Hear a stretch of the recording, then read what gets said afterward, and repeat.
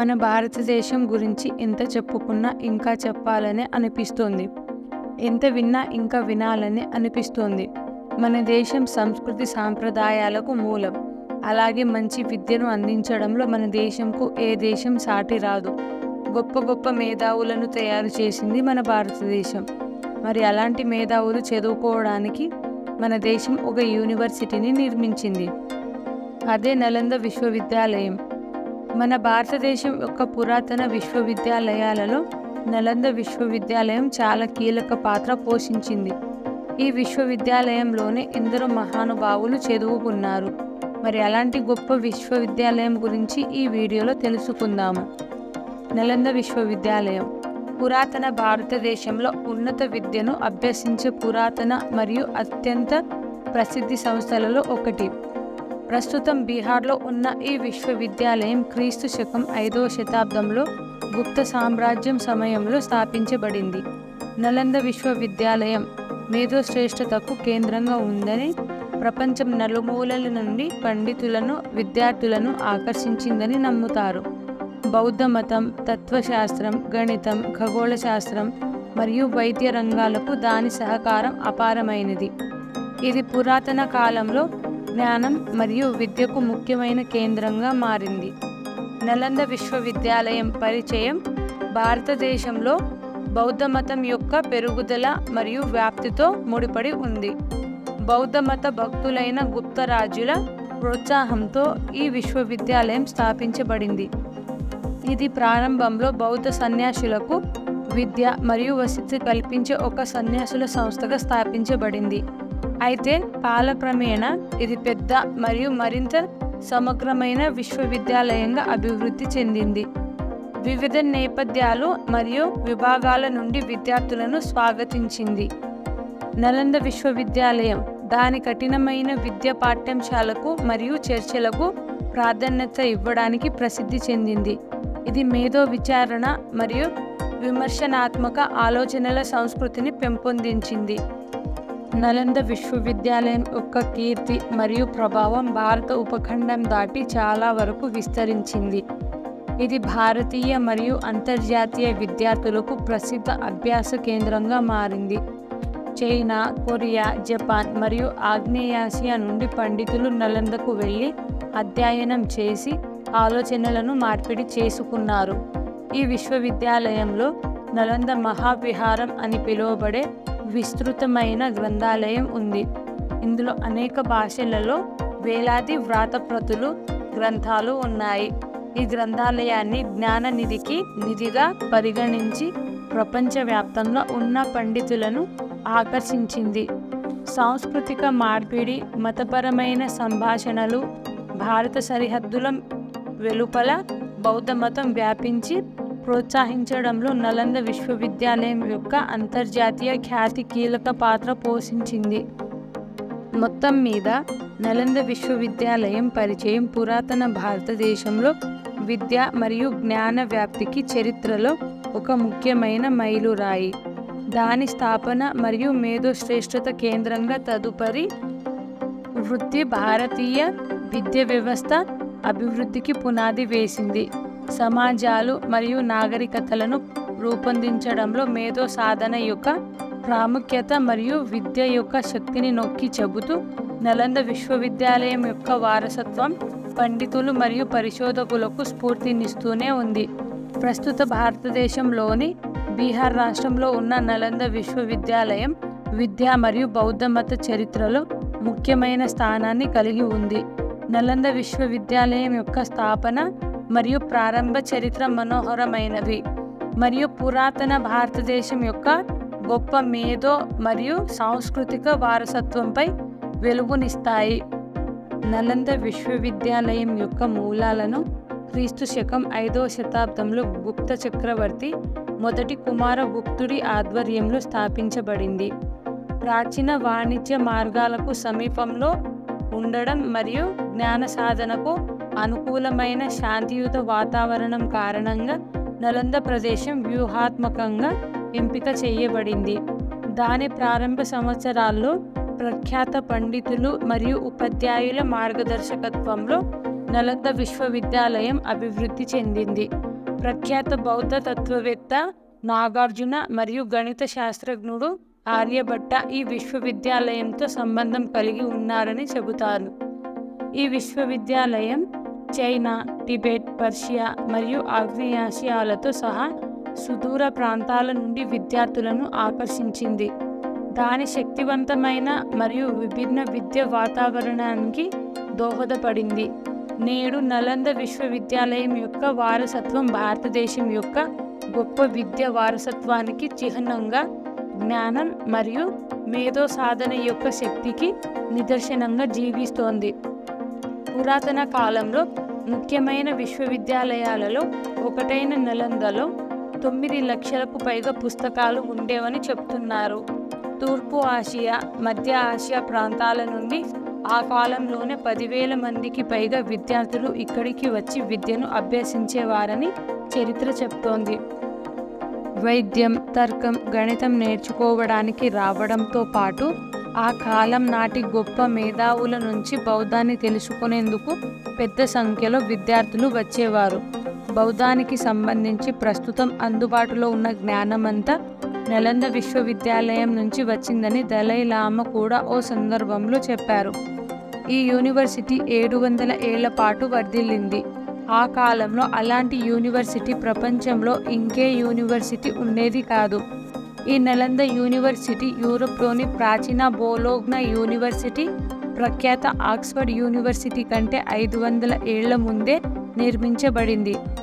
తత్వం, మతాల విషయంలో నలంద విశ్వవిద్యాలయపు అభ్యుదయ ధోరణులు ఆ విశ్వవిద్యాలయం ఉనికి కోల్పోయిన చాలా ఏళ్ల తరువాత ఆసియా సంస్కృతికి ఒక రూపం ఇవ్వడానికి దోహదపడ్డాయి. ఈ నలంద విశ్వవిద్యాలయాన్ని స్థాపించిన గుప్త సామ్రాజ్య పాలకులు వారి పాలనా కాలంలో వచ్చిన ఉదారవాద సంస్కృతులు, మతపరమైన సాంప్రదాయాలు నలంద విశ్వవిద్యాలయ బహుళ విభాగ విద్య విధానంలో కీలకంగా ఉన్నాయి. నలంద విశ్వవిద్యాలయంలో ఆయుర్వేద వైద్య పద్ధతులను బోధించేవారు. అక్కడ నేర్చుకున్న ఆయుర్వేద వైద్యాన్ని దేశమంతా వ్యాపింపజేశారు. ఆ యూనివర్సిటీలో బహిరంగ ప్రాంగణాలు, వాటికి అనుసంధానంగా ఉన్న ప్రార్థన గదులు, ఉపన్యాస గదులు తరహా క్యాంపస్ స్ఫూర్తితో అనేక ఇతర బౌద్ధ సంస్థలు రూపుదిద్దుకున్నాయి. ఈ విశ్వవిద్యాలయం గణితం, ఖగోళ శాస్త్రంలో సాధించిన విజయాలు ఆ విశ్వవిద్యాలయ ప్రభావాన్ని, వారసత్వాన్ని చిరకాలం కొనసాగించడానికి దోహదపడ్డాయి. భారతీయ గణిత శాస్త్ర పితామహుడిగా చెప్పే ఆర్యభట్ట క్రీస్తు శకం 6వ శతాబ్దంలో నలంద విశ్వవిద్యాలయానికి నేతృత్వం వహించినట్లు చెప్తారు. గణితాన్ని మరింత సులభతరం చేయడంలో, ఆల్జీబ్రా, క్యాలిక్యులస్ వంటి సంక్లిష్ట గణిత విధానాలను అభివృద్ధి చేయడంలో అత్యంత కీలకమైన, విప్లవాత్మకమైన భావన అయిన సున్నాను అంకెల్లో 1గా స్థానమిచ్చిన మొట్టమొదటి వ్యక్తి ఆర్యభట్ట. సున్నా లేకుండా కంప్యూటర్స్ లేవు. అంతేకాదు, స్క్వేర్ రూట్, క్యూబిక్ రూట్ కనుగొనడం, త్రికోణమితీయ విధానాలు అభివృద్ధి చేయడం వంటి విషయాలలో ఆర్యభట్ట కీలక పాత్ర వహించారు. చంద్రుడు ప్రకాశవంతంగా కనిపించడానికి సూర్యుని వెలుగే కారణమని చెప్పిన మొట్టమొదటి వ్యక్తి కూడా ఆర్యభట్టే. ఆర్యభట్ట ఆవిష్కరణలు, సిద్ధాంతాలు దక్షిణ భారతం, అరేబియా ద్వీపకల్పంలో గణిత, ఖగోళ శాస్త్రాల అభివృద్ధికి దోహదపడ్డాయి. ఈ యూనివర్సిటీలో ఉన్న అత్యుత్తమ ప్రొఫెసర్స్, మేధావులను నలంద విశ్వవిద్యాలయం చైనా, కొరియా, జపాన్, ఇండోనేషియా, శ్రీలంకకు పంపించేది. తత్వం, బౌద్ధం బోధించేందుకు వారిని విదేశాలకు పంపేవారు. నలంద విశ్వవిద్యాలయ పురావస్తు అవశేషాలు ఇప్పుడు యునెస్కో ప్రపంచ వారసత్వ ప్రదేశంగా గుర్తింపు పొందాయి. క్రీస్తు శకం 1190 ప్రాంతంలో తూర్పు ఆఫ్ఘన్ మిలిటరీ జనరల్ బక్తియార్ ఖిల్జీ నేతృత్వంలోని దోపిడీ దళాలు ఉత్తర, తూర్పు భారతదేశంపై దండయాత్ర చేసినప్పుడు నలంద విశ్వవిద్యాలయాన్ని ధ్వంసం చేశారు. ఖిల్జీ దళాలు పెట్టిన మంటల్లో విశ్వవిద్యాలయం 3 నెలల పాటు తగులబడిందని చరిత్రకారులు చెప్తున్నారు. దీనిని బట్టి ఆ క్యాంపస్ ఎంత పెద్దదో అర్థం చేసుకోవచ్చు. ప్రస్తుతం 23 హెక్టార్ల విస్తీర్ణంలో తవ్వకాలు జరుగుతున్న స్థలం అసలైన క్యాంపస్లో చిన్న భాగం మాత్రమే. తవ్వకాలు జరిగిన ప్రదేశంలోని మఠాలు, ఆలయాల మీదుగా వెళ్తున్నప్పుడు ఆ ప్రదేశంలో చదువుకొని ఉంటే ఎంత బాగుండేనో అనే ఆలోచన కలుగుతుంది. ఇప్పుడు ఉన్నత శ్రేణి విశ్వవిద్యాలయాల మాదిరిగానే అప్పట్లో నలందాలో ప్రవేశం దొరకడం చాలా కష్టం. అక్కడ చేరాలనుకునే విద్యార్థులను ప్రొఫెసర్స్ ఇంటర్వ్యూ చేసేవారు. అందులో విజయం సాధిస్తే సీటు దొరికినట్టే. అక్కడ ప్రవేశం లభించిన వారు భారతదేశ అన్ని దిక్కుల నుంచి వచ్చిన గొప్ప ప్రొఫెసర్ల బోధనలు వినేవారు. విఖ్యాత బౌద్ధ బోధకులు ధర్మపాల, శిలభద్ర వంటి వారి ఆధ్వర్యంలో ఇదంతా నడిచేది. నలంద విశ్వవిద్యాలయ గ్రంథాలయంలో 9 లక్షల రాతప్రతులు, తాళపత్రాలు ఉండేవి. బౌద్ధ విజ్ఞానానికి సంబంధించి ప్రపంచంలోనే ఇంత పెద్ద గ్రంథాలయం ఉండేది కాదు. నలంద యూనివర్సిటీలోని 3 గ్రంథాలయ భవనాలలో ఒకదాని గురించి టిబెట్ బౌద్ధ మేధావి తారనాథ్ వర్ణిస్తూ మేఘాలలో ఉండే 9 అంతస్తుల భవనంగా చెప్పారు. విశ్వవిద్యాలయం మంటల్లో తగులబడిపోయిన తరువాత అతి కొద్ది సంఖ్యలో తాళపత్ర గ్రంథాలు మాత్రమే మిగిలాయి. అక్కడి బౌద్ధ సన్యాసులు ఎలాగోలా వాటిని తీసుకొని పారిపోవడంతో వాటిని కాపాడుకోగలిగారు. టిబెట్లోని యార్లాంగ్ మ్యూజియం, అమెరికాలోని Los Angeles County Museum of ఆర్ట్లో వాటిని చూడవచ్చు. చైనాకు చెందిన ఒక పర్యాటకుడు యూయాన్ సాంగ్ నలంద విశ్వవిద్యాలయంలో చేరి చదువుకోవడంతో పాటు అక్కడే బోధకుడిగాను పనిచేశాడు. క్రీస్తు శకం 645లో ఆయన నలంద నుంచి చైనా తిరిగి వెళ్తున్నప్పుడు 657 బౌద్ధ ప్రతులు తనతో తీసుకెళ్లారు. హ్యూయాన్ సాంగ్ ప్రపంచంలోని గొప్ప మేధావులలో ఒకరిగా ఎదిగారు. ఆయన తీసుకెళ్లిన ప్రతులలో కొన్నిటిని చైనా భాషలోకి ట్రాన్స్లేట్ చేశారు. హ్యూయాన్ సాంగ్ జపనీస్ శిష్యుడు దోషో ఆ తరువాత ఈ సిద్ధాంతాన్ని జపాన్కు పరిచయం చేశాడు. అప్పటి నుంచి చైనా, జపాన్ ప్రాంతంలో బౌద్ధం ప్రధాన మతంగా మారింది. బౌద్ధాన్ని తూర్పు దేశాలకు తీసుకొచ్చిన సన్యాసిగా హ్యూయాన్ సాంగ్ గుర్తింపు పొందారు. నలంద విశ్వవిద్యాలయం గురించి హ్యూయాన్ సాంగ్ చేసిన వర్ణనలో మహాస్తూపం ప్రస్తావన ఉంటుంది. ఇది బుద్ధుని ప్రధాన శిష్యులలో ఒకరి స్మారకార్థం నిర్మించారట.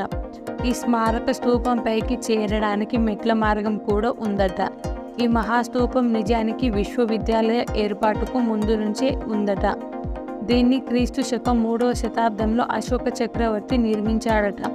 8వ శతాబ్దపు కాలంలో ఈ స్తూపం అనేక సార్లు పునర్నిర్మాణం చేయబడ్డాది. ఈ మహాస్తూపం చుట్టూ ఉన్న చిన్న చిన్న స్తూపాలలో ఆ కాలంలో అక్కడ నివసించి మరణించిన బౌద్ధ సన్యాసుల చితాభస్మం ఉంటుందట. భారతదేశంలోని గొప్ప పురావస్తు శాస్త్రవేత్తల్లో ఒకరైన హెచ్డి సంకాలియా 1934లో ప్రచురించిన తన పుస్తకం ది యూనివర్సిటీ ఆఫ్ నలందాలో కొన్ని విషయాలు రాశారు. నలందాపై దండయాత్ర ఎందుకు జరిగిందో ఖచ్చితమైన కారణం ఏంటో ఇప్పటికీ ఎవరికీ తెలియదు. నలంద వద్ద జరిగిన తవ్వకాలలో 350 కళాఖండాలు, 13,000కు పైగా పురాతన వస్తువులు దొరికాయట. ఇవి ఆ విశ్వవిద్యాలయం దగ్గర ఉన్న మ్యూజియంలో భద్రపరచబడ్డాయి. నలంద విశ్వవిద్యాలయంపై అనేక దాడులు జరిగాయి. క్రీస్తు శకం 5వ శతాబ్దంలో మిహిర్కుల ఆధ్వర్యంలో హోనులు దీనిపై దాడి చేశారు. 8వ శతాబ్దంలో బెంగాల్ గౌడీయ రాజు దండయాత్ర చేశాడు. ఆ దాడిలో విశ్వవిద్యాలయం తీవ్రంగా నష్టపోయిందట. హోనులు నలందాపై దాడి చేయడానికి గల కారణం నలందాను దోచుకోవడం. అలాగే బెంగాల్ రాజు చేసిన దాడి లక్ష్యం మాత్రం వేరట. అదేంటంటే రాజు విశ్వసించే శైవ హిందూ శాఖకు బౌద్ధానికి మధ్య వైరుధ్యం కారణంగా దాడి చేశారన్న వాదన ఉంది. కానీ ఇది నిజమో కాదో ఇప్పటికీ ఎవరు నిర్ధారించలేదు. ఈ 2 దాడుల తరువాత అప్పటి పాలకుల సహకారంతో పునరుద్ధరణ చేపట్టారు. ఖిల్జీ ఈ యూనివర్సిటీపై దాడి చేసే సమయానికి భారత్లో బౌద్ధం క్షీణదశకు చేరుకుందట. చాలా కాలంగా కొనసాగిన ఈ విశ్వవిద్యాలయం స్వయంగా ప్రభ కోల్పోవడంతో అప్పటికే నలంద ప్రాబల్యం తగ్గిందట. అదే సమయంలో ఖిల్జీ చేసిన దాడి ఈ యూనివర్సిటీకి మరణ శాసనంగా మారిందట. అప్పటికే 6 శతాబ్దాల కాలంలో నలంద మరుగున పడిపోయింది. 1812లో స్కాట్లాండ్కు చెందిన పురావస్తు అధ్యయనకర్త శ్రాన్ సింగ్ బూచావన్ హామిల్టన్ దీన్ని కనుగొన్నారు. 1861లో సర్ అలెగ్జాండర్ కన్నింగ్హామ్ దీన్ని పురాతన నలంద విశ్వవిద్యాలయంగా గుర్తించారు. ఇలాంటి మరిన్ని వీడియోస్ కోసం please subscribe to our channel.